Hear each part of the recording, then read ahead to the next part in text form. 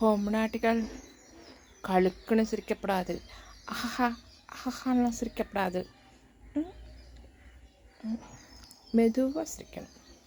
அப்படியே வாயிலிருந்து அந்த சத்தம் வெளியில் வரப்படாது. அப்படியெல்லாம் சொல்லுவாங்க அந்த காலத்தில். அது மட்டும் இல்லை, ஒரு பொண்ணு பார்க்க ஒரு வீட்டுக்கு போனாங்கன்னா அந்த வீட்டில் முதல்ல ஒரு குத்து விளக்கை வச்சுருவாங்க. அதில் எண்ணெய் திரி போட்டு வச்சுருவாங்க. இந்த மாப்பிள்ளை வீட்டிலேருந்து வராங்க இல்லையா, அவள் என்ன பண்ணுவா, அந்த குத்து விளக்கை யார் பொண்ணோ அவளை ஏற்ற சொல்லுவாள்.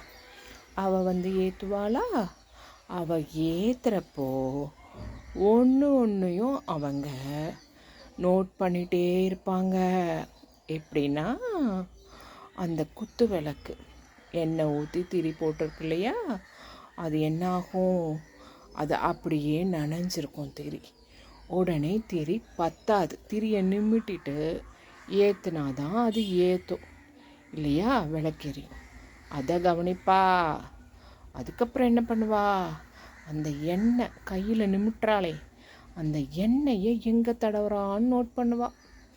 அந்த பொண்ணும் அப்படியே தலையில் தடவிட்டான்னா உடனே போச்சு.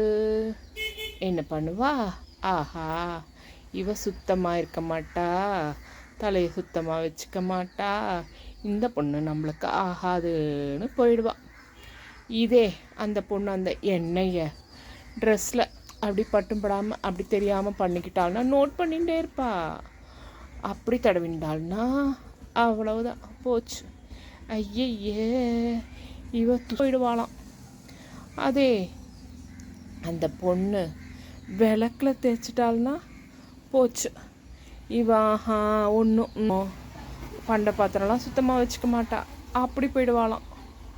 அதே அந்த பொண்ணு துணி எடுத்துகிட்டு வாங்க அப்படின்னு சொன்னால் அதுவும் போச்சு, அதுக்கும் குறை. இது வேலையெல்லாம் செய்யாது, இது வேலை வாங்குது, இந்த பொண்ணு நம்மளுக்கு ஆகாதுன்னு போயிடுவாளாம். அப்போ என்ன தான் பண்ணுறது பொம்னாட்டிகள்? அதுக்கு ஒரு ஐடியா இருக்குது.